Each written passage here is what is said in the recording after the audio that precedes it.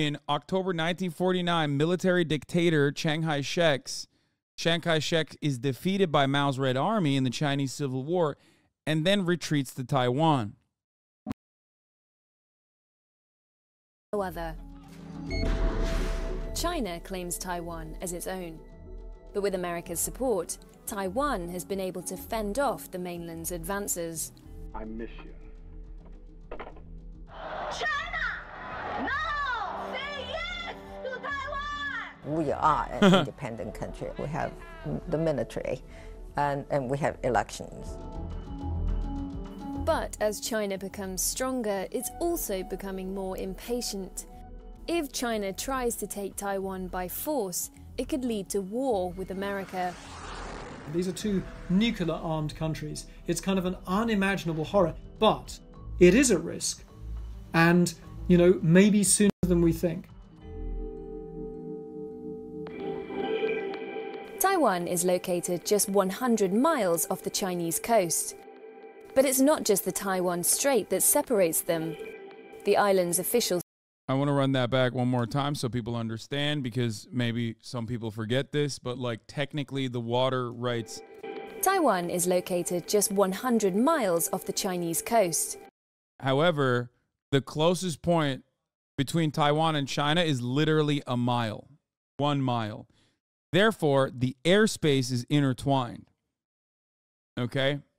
So just something to consider whenever you're talking about like China's entering Taiwanese airspace, because they do military operations. But like I was listening to, I think it might have been the NPR this morning, and they were talking about the top of the hour ad break and how people in Taiwan don't see it, but people in China do, and that people in Taiwan should actually subscribe for $5 or for free with the Twitch Prime. They no longer see the ads at the top of the hour.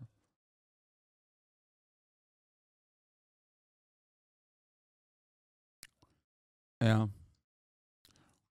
course, like I said, you can also always get gifted a sub if you're lucky. That's another way to avoid the top of the hour ad break too. Here's the 3-minute ad break now. No, I'm pro-China, but they do fly around and towards the island. They map courses are pretty telling. No, for sure. I'm saying I agree with you. But one of the other things that happens, for example, is like they launch like a satellite.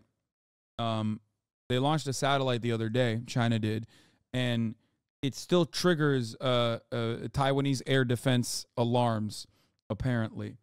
And the reason for why things like that happen is because like their airspaces are basically intertwined. Anyway, let's continue. But it's not just the Taiwan Strait that separates them. The island's official status is a hotly contested issue. For people in Taiwan and for most of the world, Taiwan is an independent country. But as far as the Chinese government is concerned, Taiwan is a renegade province which must be reunified with China. For the past 70 years, the threat of American military intervention has ensured that didn't happen. There has been a long-standing agreement. China has claimed that the United States is destabilizing. I don't know why they never talk about, like, okay, when Maoist third worldists Richard Nixon and Henry Kissinger normalized relations with China because they wanted to do permanent first world genocide, okay? They said that China, the People's Republic of China, and not ROC, the Republic of China, Taiwan, was the real China. Leading up to that, prior to that normalization, Taiwan, by American standards, despite being the group of individuals that were pushed into Taiwan, the island, and was like the last bastion of the fascist nationalist, the fascist nationalist Chinese party, were recognized formally as China. And at that time, and still, it's more of a meme now, but still to this day, the Republic of China is all of China, including Taiwan and even Mongolia. Okay? Like, if you ask the Taiwanese, like, old school motherfuckers in Taiwan, they believe they own the entirety of China. Okay? I mean, situation is complicated by the fact that the Han Chinese aren't native to Taiwan. There are Taiwanese indigenous who are Austronesian Han Chinese, Ben Shengren, who arrived centuries ago, and the Han Chinese Y Shengren, who moved there along with the KMT after World War II. It is to some extent a settler colony. Barely any countries think Taiwan is on its own. Yes, America doesn't think Taiwan is an independent nation. America acts like Taiwan is an independent nation, but technically that normalization agreement meant that Taiwan was actually Chinese Taipei, was a part of China, mainland China. Okay? But America, however, turned around and did something that they call strategic ambiguity. To the layman, strategic ambiguity is just lying. Okay? That's it. I mean, there's no, I'm sorry, it's just lying. Like, it's telling China that you are actually, you know, respecting their sovereignty and saying that, yeah, Taiwan is actually Chinese Taipei, but then also consistently giving Taiwan weapons and propping Taiwan up and saying that Taiwan is independent on the side. It is technically just lying and not following on the agreements. But the official position of the American government, make no mistake, and that's precisely why, like, Anthony Blinken will every now and then come out and be like, it's one China, is that Taiwan is a part of China. Okay? Wink.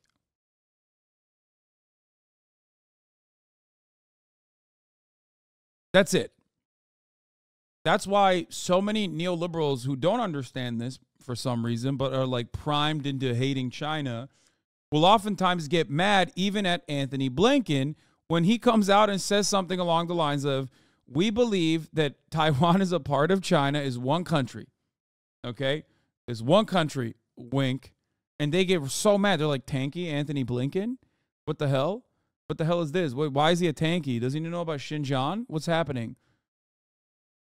Anyway, there's something to consider, which they didn't mention here in this situation. Realizing peace in the Taiwan Strait. The expectation is that America is, at a minimum, the security guarantor, that if China invaded, they should expect the US 7th Fleet to turn up very soon, and that could be a war. This precarious standoff is a consequence of the unique role Taiwan has played in China's divided history.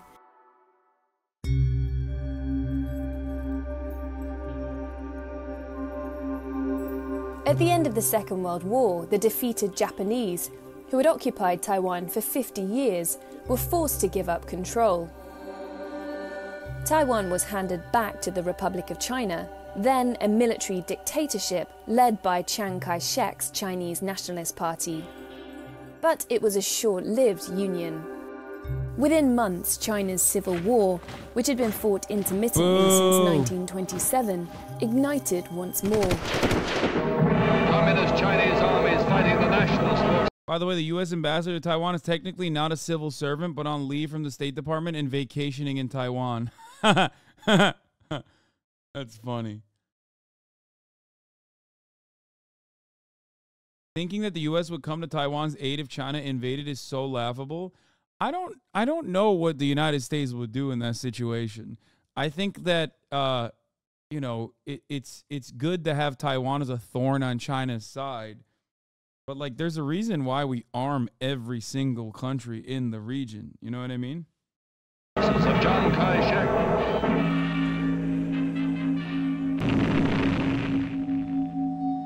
By 1949, Mao's Red Army had swept to victory, deposing Chiang Kai-shek's military dictatorship. We'd fund Taiwanese paramilitary groups, also bolster relationships with Vietnam, Philippines, Japan, and other countries that dislike China in the region and send nukes there. Yeah. and we'd bring Susan Collins' level of concern in action? No, we would literally fucking send every country in that region into the slaughterhouse. It would be a Ukraine situation, 100%. And every step of the way, America would be championing Taiwanese independence and how gay Taiwan is and how not gay China is. And like, it would be a proxy war, 100%. They'd be like, look at how gay Taiwan is. China wants to take over Taiwan because they're gay and progressive. And China hates how progressive Taiwan is. They hate it, okay? And then yeah, they already have literally fucking weapons lined up pointing at China around this entire area. We have a new nuclear submarine program with Australia. Like, we recently brought back the Philippines military bases. Forcing the former leader and around 1.2 million of his anti-communist supporters to retreat to Taiwan. To the kind of... Okay, this part is actually pretty cool. Let me run that back again. Sorry. What happened there? Former leading Chiang Kai-shek's military to victory. So in October 1949, military dictator Chiang Kai-shek is defeated by Mao's Red Army in the Chinese Civil War and then retreats to Taiwan. Okay. Deposing Chiang Kai-shek's military dictatorship and forcing the former leader and around 1.2 million of his anti-communist supporters to retreat to Taiwan. To the kind of... So what do they do in Taiwan when they retreat there? Is there like any information on that? Like what comes after they retreat to Taiwan? Grand gentry and aristocracy of mainland China, Taiwan was not somewhere... So do you support the Houthis even though they literally reinstated chattel slavery in Yemen? That's why I support the Houthis, dog. I'm such a... Dude, you don't understand. That's my shit, dude. 50-month subscriber. Lord Ahsika. That's my... Yeah. No, I think the greatest way to deal with slavery allegations is by actually nuking it. We should nuke Yemen. That way, no slaves. 50-month subscriber. There's no better way. There's no better way to end slavery than nuking the entire area. And then, I don't know, maybe you could do Neom 2 there. You know what I mean? Bring the Saudi developers in there. Build a second Neom, right? That's pretty fire. Luckily, the Saudis don't have any slaves. So it's my conscience is clear when I make that genocide work. Famously, I love nuking places for democracy, or at least like doing a proxy genocide with a definitely not slave labor utilizing state like Saudi Arabia.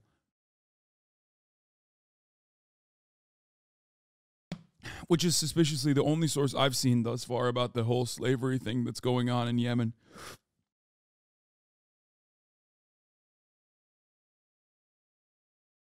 Crazy thing about Chiang Kai-shek, I literally learned that Chiang Kai-shek was the good guy because he was capitalist and Mao was communist. Only learned later in life that he was a homicidal maniac and he definitely wasn't one of the good guys. Don't know how many other Americans in the chat learned, but I suspect it's similar. I don't think most Americans don't even know who the fuck that is. They just automatically assume like who was aligned with America. I'm sure whoever that guy is, I'm on board with, is what most people's approach to foreign policy is. Look, see, this guy goes, Mao was way, way worse. Mao was worse than... No, man. Like, no. No. That's crazy. Chiang didn't famine all 1.2 million of his followers.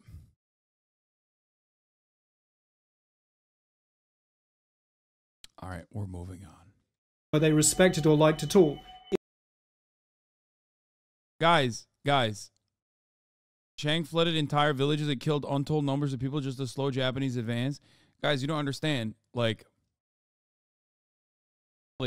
Hitler killed a lot of communists, okay? So technically, maybe he's not worse than Stalin. Have you thought about that? Is kind of the argument you're making in this situation. You know that, right? Like that's literally your argument. Stalin, after all, did famines. So maybe he's worse than Hitler is the argument that you're making in this situation. It's such a ridiculous fucking argument, dude. You must think that as well, right? Hitler did kill a shit ton of communists, brother. Mao personally went door to door and ate everyone's food. So, like, when you see the entire Chinese population in the People's Republic in mainland China, like, celebrate Mao as a founding father, akin to like how we do here in America with our founding fathers, like, do you think they're all brainwashed? Or do you think that they still consider him to be an important figure? Like, or do you think that like the famines, like that he deliberately did to kill his followers, they just simply didn't recognize it? Like, they don't understand that.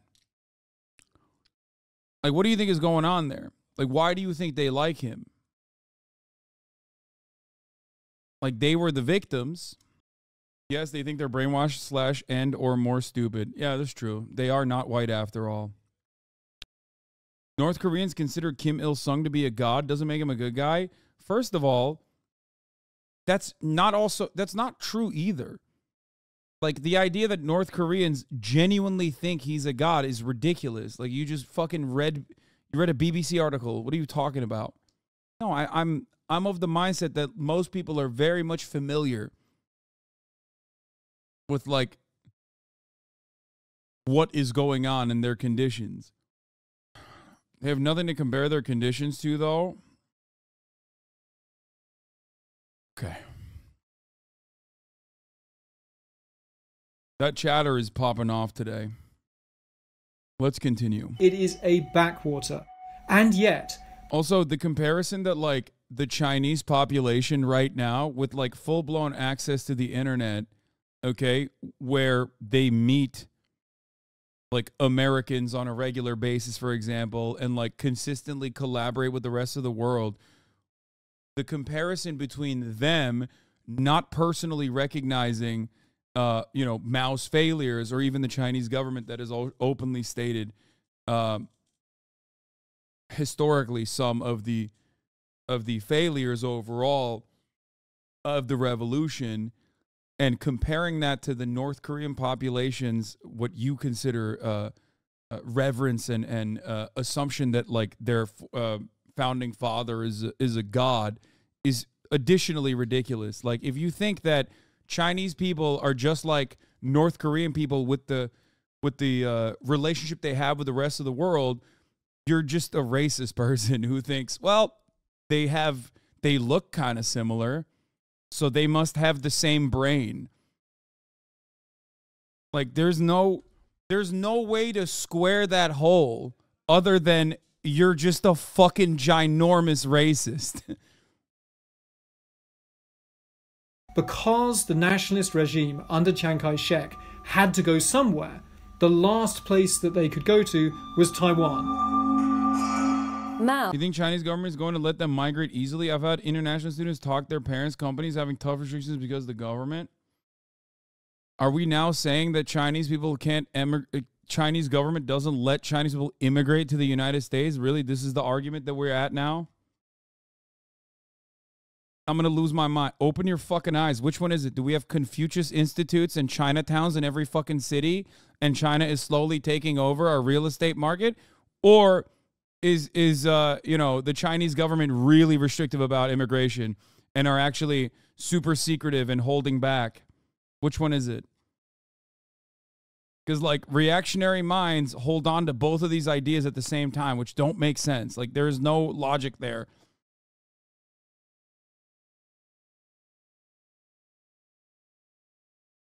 Yeah, there's CCP police stations. Apparently, in Chinese academic circles at the moment, there's a pretty serious debate on Mao and the Cultural Revolution and whether or not the results were worth it. Makes sense. Mao was preparing to invade Taiwan and crush the deposed leader. Wait, I mean, we got stone locked. I want to see this. Taiwan. So we retreated For the kind of Taiwan. grand gentry and aristocracy of mainland China, Taiwan was not somewhere they respected or liked at all. It is a backwater. And yet, because the nationalist regime under Chiang Kai-shek had to go somewhere, the last place that they could go to was Taiwan. Mao was preparing to invade Taiwan and crush the deposed leader once and for all. But then war broke out on the Korean peninsula. The communists had finally launched their undeclared all-out war of conquest. With the Pacific now the new front in the fight against communism, America formed an alliance with Chiang Kai-shek's regime and forced Mao to give up his plans for a Taiwan takeover.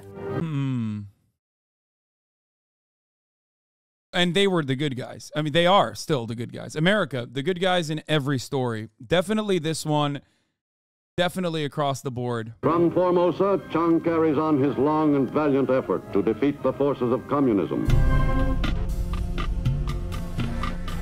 Emboldened by America's support, Chiang Kai-shek declared Taiwan as the one true Republic of China and vowed to return to retake the mainland. This is a really unusual situation. Everyone on both sides agreed that there was only one country called China.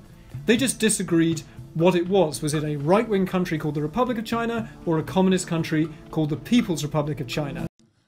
The 1938 Yellow River flood was a man-made flood from June 1938 to January 1947 created by the Chinese National Army's intentional destruction of dikes, levees on the Yellow River. The first wave of floods hit the Zhongmu County on the 13th of June 1938. The flood acted as a scorched earth defensive line in the Second Sino-Japanese War. There were three long-term strategic intents. Firstly, the flood of the Henan safeguarded the Shanxi section of the Longhai Railway, the major northwest traffic where the Soviet Union sent their military spies to the Chinese National Army. That was crazy. Tarek just yelled so hard.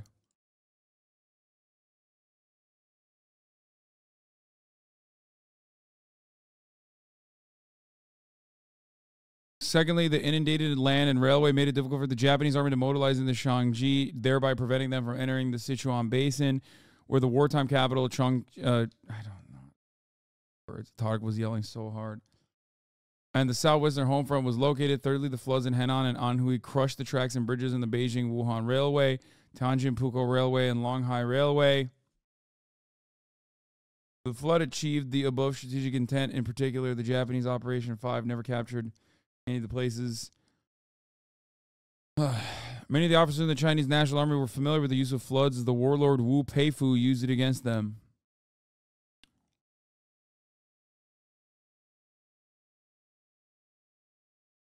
What's the meaning of dikes in this sense? It's levees that stop. It's levees that operate as like natural dams in controlling. The flooding. Levee, not levee. Sorry.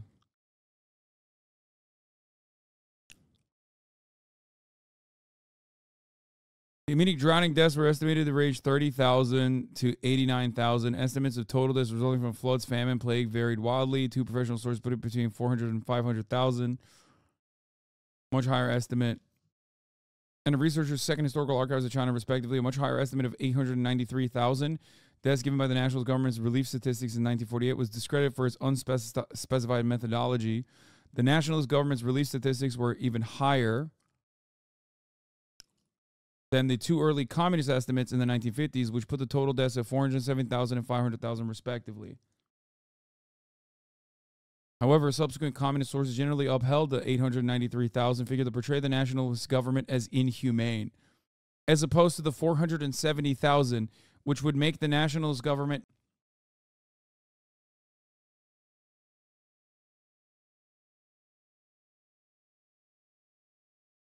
The figures of inundated land were exploited by nationalist propaganda. Initially, the nationalist government falsely claimed that the flood was caused by Japanese aerial bombing.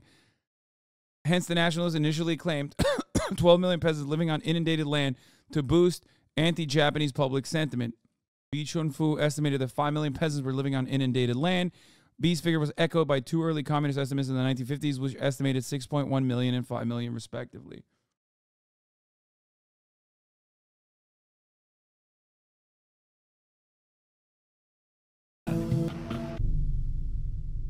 Although no longer fighting face to face, Mao and Chiang Kai-shek were now in a battle for international recognition and legitimacy.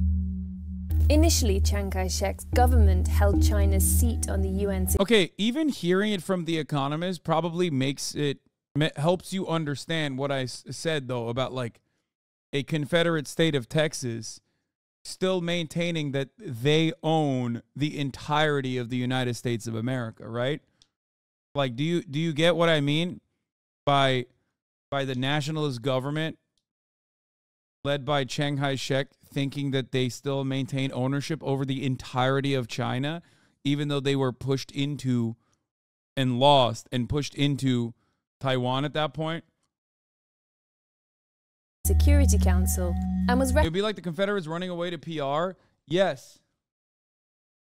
Yes, it would be more akin to Confederates running away to PR and like purging most of the people living in PR, and even the other people, like the other non-Puerto Rican but like otherwise American ethnicity people that were of communist mindset were also murdered ruthlessly on top of that, in order to create a hegemonic Confederate attitude in Puerto Rico.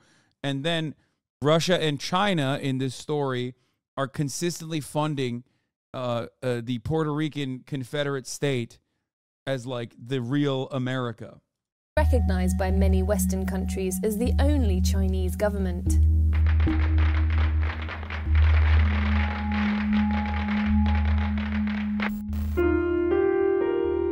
Our great socialist fatherland is in a bright and splendid morning. But as Mao's China became of increasing strategic importance to America during the US-Soviet Cold War, Chiang Kai-shek's influence diminished. That's why we were laughing about how it's so incredibly cucked for Taiwan to be celebrating Henry Kissinger and saying he's like an incredibly important American diplomat, because like that's the one group of people, like the Chinese government is the only people that are able to say, you know, not so bad, Henry Kissinger, thank you. Because like really big game changer moment for China. You know, old Henry and Nixon. In 1971, America allowed a UN resolution to recognize Mao's People's Republic as the one and only China. And after years of secret talks, in 1979, Washington shifted diplomatic recognition from Taiwan's capital, Taipei, to Beijing. The mainland would not allow two Chinas or one China and one Taiwan. They insisted on having one China. No, that's what I was talking about. Mainland China likes Kissinger for this reason. Taiwan has to like Kissinger because they're cucked to America. But that's why mainland China likes Henry Kissinger. I'm saying it's really funny that like Taiwan also has to act like they hold him to a high regard, even though he fucked them. One China principle became a bedrock of the communist regime. And most of the world no longer recognized Chiang Kai-shek. Also, I love dummies. This guy's back. He says Henry Kissinger was based. He maintained U.S. hegemony for decades. If only we had a mind like that in power today. Yeah, dude, totally. Henry Kissinger of any other country would be laughed out of every room. There is no Henry Kissinger being held up in high regard in any other country. It's just might is right. That's it.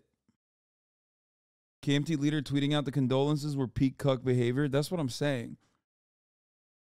It's like, imagine losing your status as the real China to this guy and then being like, so sick, thank you. Government. Unofficially, however, there was still strong sympathy in the West for Taiwan, not least from its ex-partner, America. But it was no longer quite so outspoken about its affection. The Taiwan's Relations Act is both the strongest promise that America still makes to Taiwan, but also it falls a long way short of a full defense treaty and a full promise that America will definitely protect Taiwan no matter what.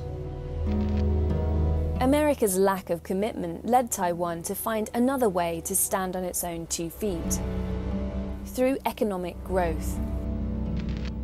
Taiwan's small agricultural economy had already undergone rapid industrialization. In the 1980s, its exports boomed.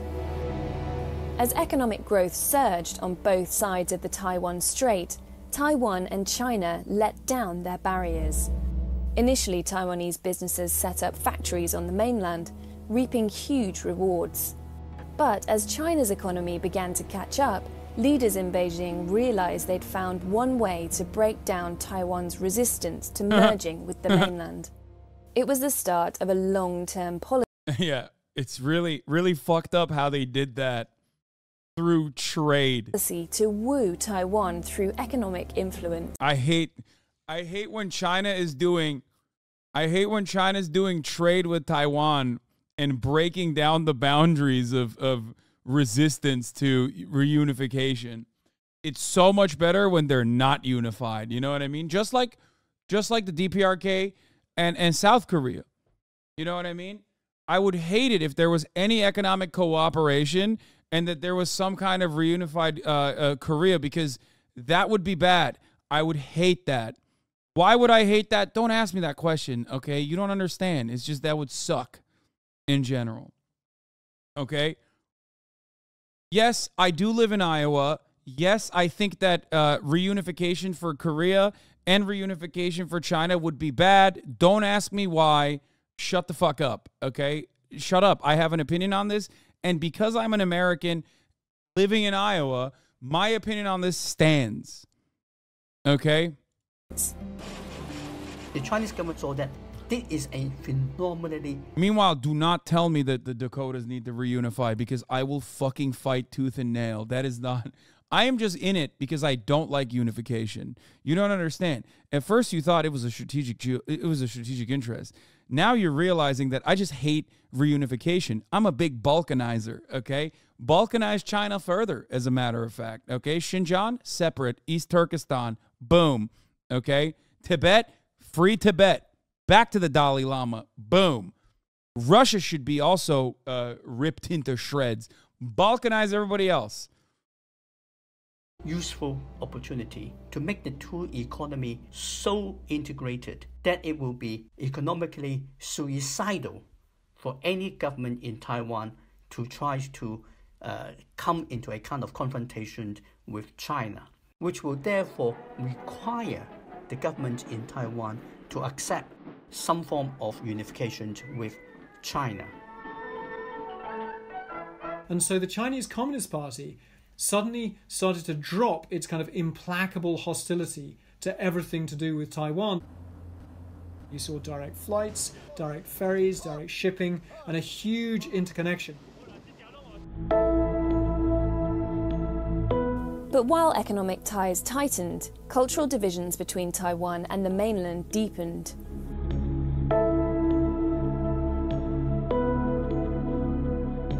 Political reforms in the 1980s led to the birth of the opposition party, the Democratic Progressive Party, or DPP, who supported an independent Taiwan. Just 2 years later, progressive Lee Teng-hui, or Mr. Democracy as he would come to be called, became the island's first Taiwanese-born leader. National Assembly elections in 1991 were hailed as Taiwan's first true democratic elections. Within a decade, Taiwan became a full-blown true democracy. And people in Taiwan are extremely proud of their democracy, and that is something which helped to define their sense of identity. Say no to China! Alongside democratization came a growing desire for a separate identity, much to the dismay of leaders in Beijing. In 1996, China used its military might to threaten Taiwan. And so famously in 1996, they launched these missile tests off the coast of Taiwan to try and Lee Teng-hui was a huge Japan simp. There is like a very weird, I guess it's not so weird because they're like literally it's an American vassal state, but I feel like Taiwan is in a permacucked position because, like, I do find it rather strange to so openly be a colony and, like, defend Japan, like, in its current state. Both because America wants that and because I guess you're just cucked. I don't know.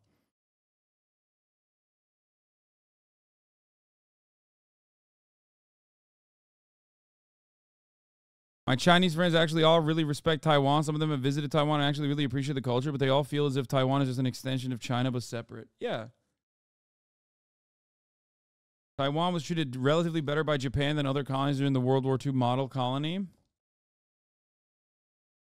I don't know how people can pretend they're like different people now. They're all Han Chinese. No. Yeah, when you say that, though, people will turn around and go, that's blood and soil politics. Like, you're doing blood and soil politics. Like, that's fascism or something. I don't know.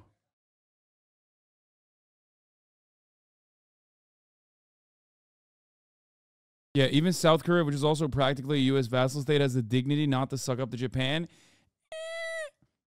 South Koreans, but South Korean governments, I think that's a little bit different. South Koreans, yes. South Korean governments, not so much.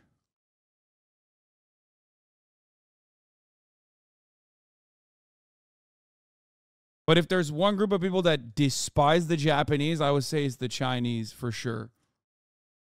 Frighten the Taiwanese people into not voting for Lee Teng-hui. Wait, what did he say? Okay, so they did the... In 1996, they launched these missile tests. Hey, is Turkey a vassal state as well since 1947? I mean, yeah. Turkey is in many ways, yes. Like, as every NATO country is, yeah. What do you think? You think I'm going to say no to that? Off the coast of Taiwan to try and frighten the Taiwanese people into not voting for Lee Teng-hui, who was, in their view, too much of a kind of pro-Taiwanese figure. I think it is a very bad mistake on their part to put the impact area so near to Taiwan. I deplore that decision on their part. America responded with the biggest display of military might in Asia since the Vietnam War. This made China aware of how difficult it would be to stop American forces assisting Taiwan. But China's attempts to meddle in Taiwanese affairs continued. Despite claims it wanted a peaceful reunification with Taiwan, in 2005 China passed an anti-secession law authorizing the use of force should Taiwan formally declare independence. 从而也是我们坚定的反对台独分裂的这样一种立场上升为国家的意志。 That was meant to kind of intimidate the Taiwanese people, but it does intimidate some people, but it also makes the idea of unification with China all the more unattractive and just kind of plain weird to younger Taiwanese people. With the younger generation increasingly alienated from China, more recent attempts by Taiwan's government, even to just forge closer economic ties, have met with opposition.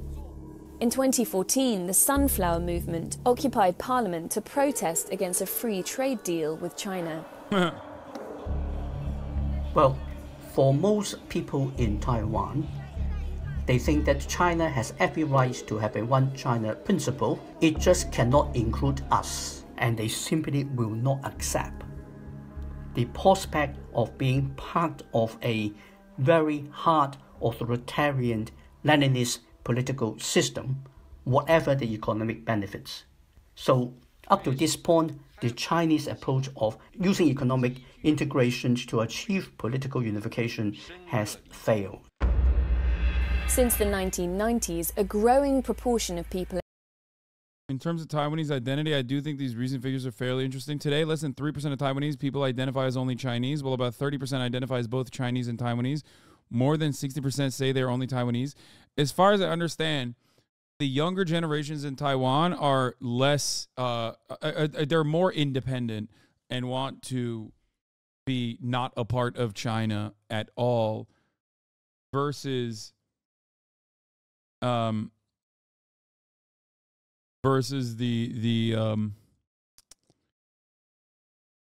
like the opinion of an older generation that focuses on stability. But also don't want conflict. The young generation wishes the status quo would last forever. Yes, the prevailing attitude, the prevailing attitude always is don't rock the boat. Like, it's definitely more so like the majority still want, if given the possibility, an opportunity for independence.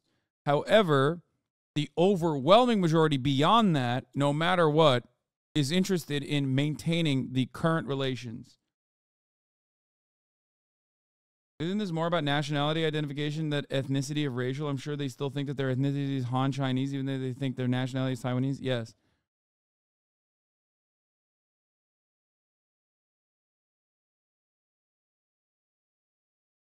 Is there some basic pros, cons of Taiwan just being independent? I don't know. I mean, I guess like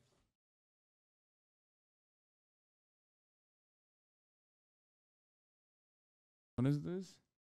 Kai Cenat going to Taiwan end of this month to see Ray. Hit up Daff or Joey Chaotic for a tour. Pog. What? Kai Cenat is about to skibbity riz Taiwan into reunification with China. That's crazy. Is Kai Cenat about the phantom tax Taiwan to ensure that the status quo becomes permanent with reunification?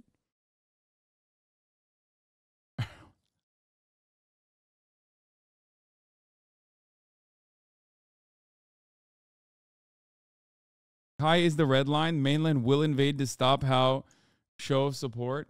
No, Nancy Pelosi going to Taiwan is one thing, but Kai Cenat going to Taiwan, that is a red line. As a young person in Taiwan, what I currently observe is that every political party is averse to being ruled by China. The difference lies in whether or not to cooperate with China. The Democratic Progressive Party tends to align more closely with the United States and Japan, while the Kuomintang leans towards seeking trade relations with China. Yes, this is what I have read as well, as far as I understand. Which is weird to think about when you think about the Kuomintang, but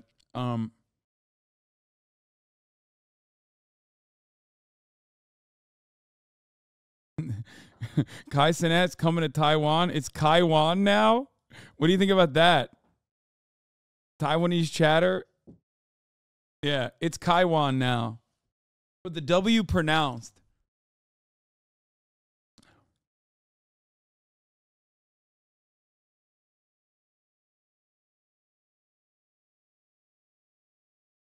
Could Kai rizz up Xi to stabilize relations?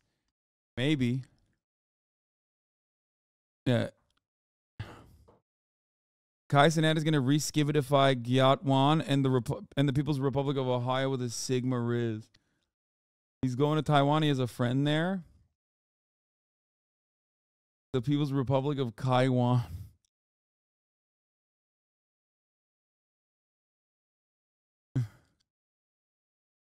Kai Cenat says Lil Nas X can't come to Taiwan. Kai Cenat doesn't realize how gay Taiwan is, dude.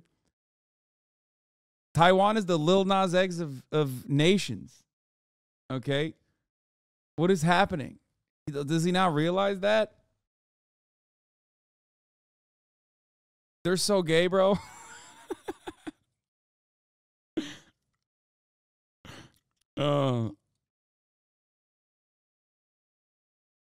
Okay, let's continue with this video. In Taiwan see themselves as Taiwanese rather than Chinese. These views helped Tsai Ing-wen, the pro-independence DPP candidate, win election in 2016 as president of Taiwan. And just 3 years later, events 440 miles southwest would create even more support for Taiwanese independence. In 2019, hundreds. I love when like they show police brutality from China and they're like, look at how fucking nuts this shit is. And then it's like, have you seen our country? Stop saying banned, dude. What do you mean? I've shown police brutality and protests like as a part of my profession in the United States of America with infinitely worse conditions than what you just saw. Hundreds of thousands of people took to the streets of Hong Kong and battled with police to protest against Chinese encroachments on Hong Kong's free. It's also funny because like every single person that was like free Hong Kong and like talking about different methods of like resisting Chinese oppression in Hong Kong were also like, you should kill every Black Lives Matter protester. Like, how did that turnaround occur so fast?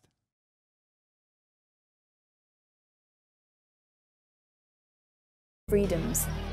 For many in Taiwan, including the president, it was a stark warning.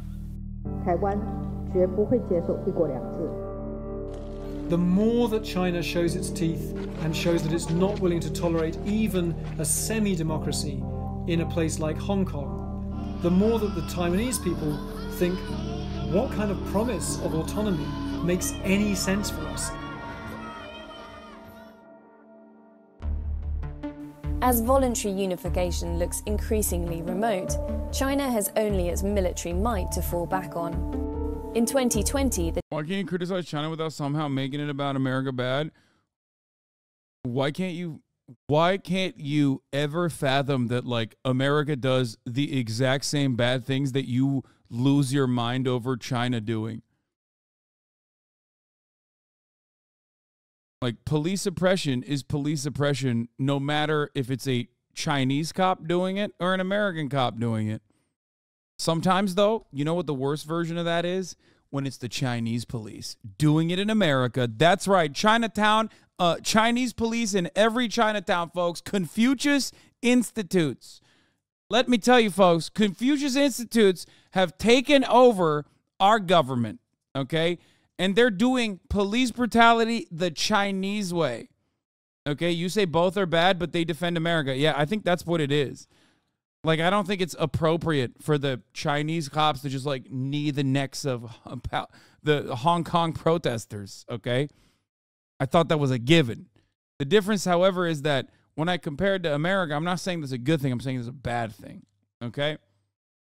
You, on the other hand, I think, look at that and go, well, I instinctively want to defend America and say that, like, the Chinese version of such is much worse.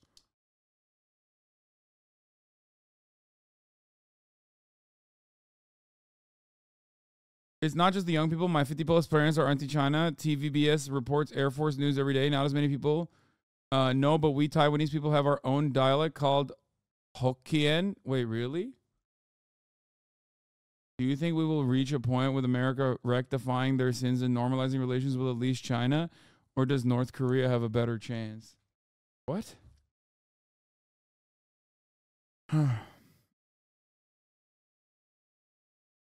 Someone said no, Hokkien is from mainland China. I've never heard of this. I did not know that there was a different dialect at all.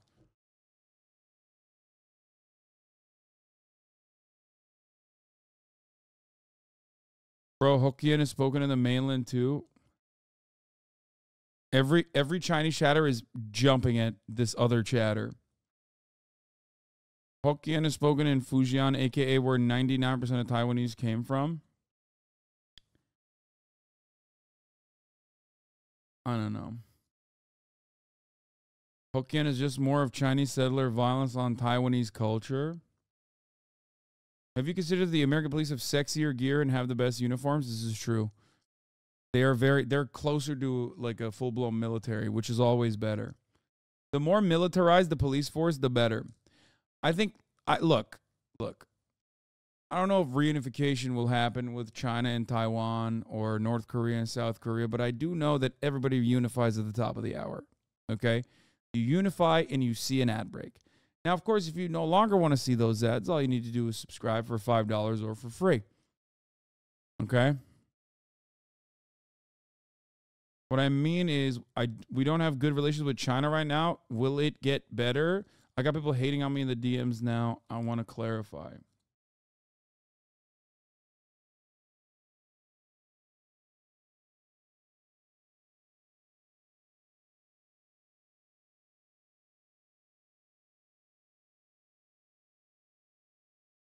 This Chinese guy got that HasanAbi drip. Introduce yourself. 说中文。零几年的？我04的。那你知道你属什么吗？04年好像是属猴吧。哪里的口音？哈尔滨。你味儿怎么那么冲呢？什么？不是哈尔滨，它也有比较冲的。会东北的节目不？惊雷，这冬天修为，天塌地陷，紫金锤。Yes sir。喜欢什么文化？说唱 ，you feel me？ Damn。能教我再发一个你那个音吗？要交学费啊，哥们儿。Damn。学不会。平常打英雄联盟吗？我现在最近的话在练那个魁三体。那你家乡是哪里的？我家乡是尼日利亚，就非洲雄鹰啊，对，有非洲雄鹰。给今天的穿搭打几分？我现在我感觉我可以打10分了。为什么今天可以打10分了？不能打10分，应该是9.9分，还有0.1分，还差一个勾芡。有2个了，还差一个。Dude, Nigerian descent guy living in China saying "damn" is just, you know, American cultural victory and basically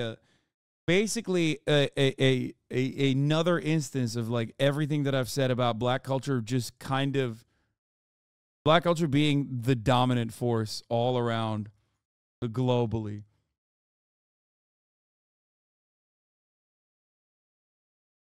还差个ring。你今年多大了？19。Young man。Young goofy feel me？ Damn man，young 勾芡手了。你有多高？1.82米吧。加这个发型呢？加这个发型哦，差不多1.9米了。你有没有什么想问我的问题？你在中国生活多少年了？我在中国出生的。19年在中国。对。现在有多少粉丝？30了，差不多。世界各地 feel me？ 上几年级了？小学。学的什么专业？说唱班。老师的说唱水平跟你的比起来，那不行，我们老师他是比较低的 level feel me， 我们是要 get the rap feel。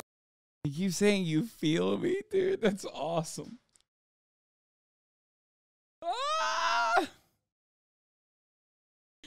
It's so funny. God damn.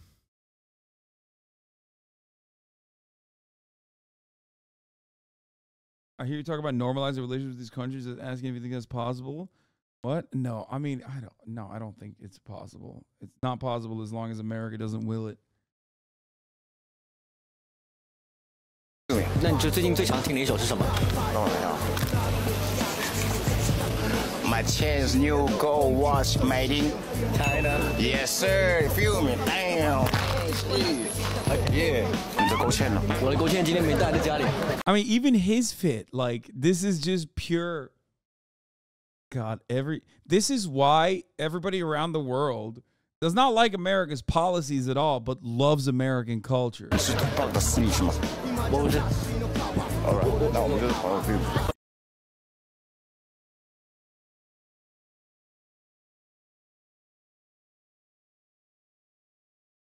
Speaking of irredentism, should the Netherlands reconquer Belgium? Yes. No, they love black culture. Yes, black culture is American culture.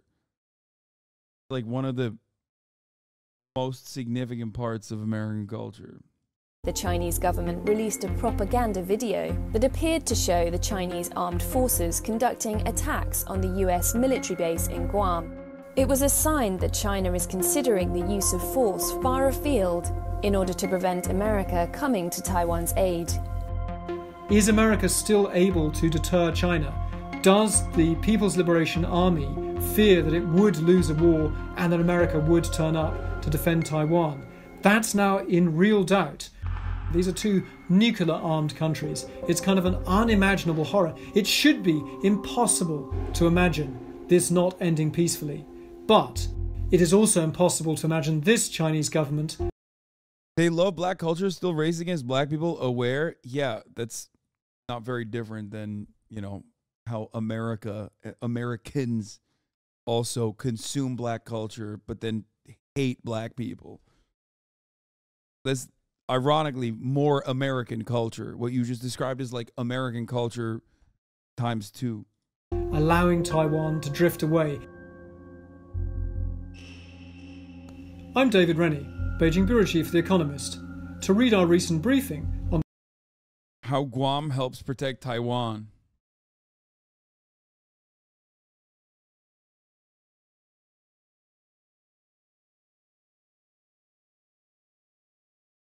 Bro, chatters are going crazy. Poof, we will reach Brussels in 3 days in our special operation to cleanse them of the EU Nazi junta and free Belgian people.